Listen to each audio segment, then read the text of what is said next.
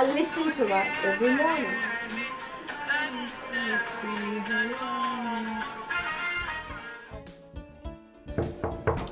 Hello, Mariam. Good morning. Good morning. How are you today? I'm very well. Yourself? It's good to be here. So how do you start your day this morning? Do my daily exercise, a walking or a gym session, and then I do my me time. I have a passion and I have a love for classical Arabic music, so I think music is really healing for the soul. What's your favorite thing to do when you're at work?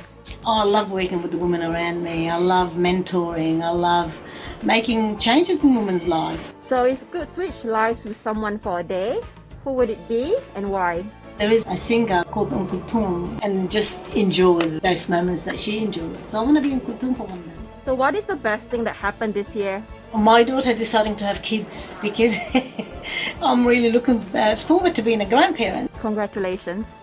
What is the coolest thing you have ever done? In my younger years in Lebanon, there were a group of us teenagers that got on the back of a truck. We actually danced. We were going from the city, Beirut, south, which is where we travelled to stay there overnight. And we danced the whole way through in the back of a truck. So I think if that's not cool, I don't know what is. Who inspires you and why? My mother. Because my mother is a very strong woman. She's resilience walking. She was positive, she was happy, she was full of life, regardless of how sick she was. So what are the challenges you faced to get to where you are now? From a very young age, as a child, I learned what boys can do, girls can do too. How would you say to a woman who wants to claim space? I say to women, you stand loud and proud, believe in yourself, take care of yourself, eat well, sleep well, be who you are, and look inside yourself and just be who you are and be proud. So Mariam, if you could make a documentary, what would it be about? I always go back to my roots. I'm very proud of who I am, being an Arab and being Lebanese. I would love to do a documentary on Arabic feminist women. I really need to dig into that because when I migrated here, a lot of my skill set is around the Anglo feminism. Some of the influential women in the Arab world, I have a lot of respect for. So do you remember what did you want to be growing up? Well, I wanted to be a doctor, but that dream has sort of disappeared because in my teen years at school holidays, I worked for an ear and nose and throat specialist. Third day into my employment there, he needed to do a little procedure and I saw all the blood and I fainted. And I thought, this doctor thing is out of the window.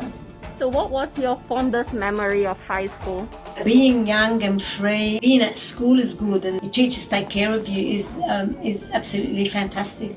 So what do you do for fun? Beach, drives, friends. What's a good day look like to you? Any day is a good day for me. I believe it's what we make of what we have. When there's an achievement, it's a really good day. It's an excellent day. You strike as an inspiring female figure in the community. Were there times that your talent was doubted because you were a girl? And what did you do to push forward? I believe in myself. I have a can-do attitude. I also tap into people around me. I can't do this alone. So having friends and having other women in your life and other men, if they're good men, you don't do it alone. And also self-care. Self-care is so important. And how would I push through? There's nothing a human being can't do. My mum always said to me, you just got to go out there and have it done. What advice would you give young persons who are interested in your career? You need to be in the space for the right reasons, and the right reasons will be social justice, gender inequality, the list goes on. In our profession, it's a very much giving profession. You give a lot to people around you. It's a nurturing profession. So you really need to have that in yourself, that you're a natural nurturer that love people around you. And the main thing in this space is self-care. Because if you go in full force into the work, you burn out. In your work, you support many women to realize the importance of good mental health.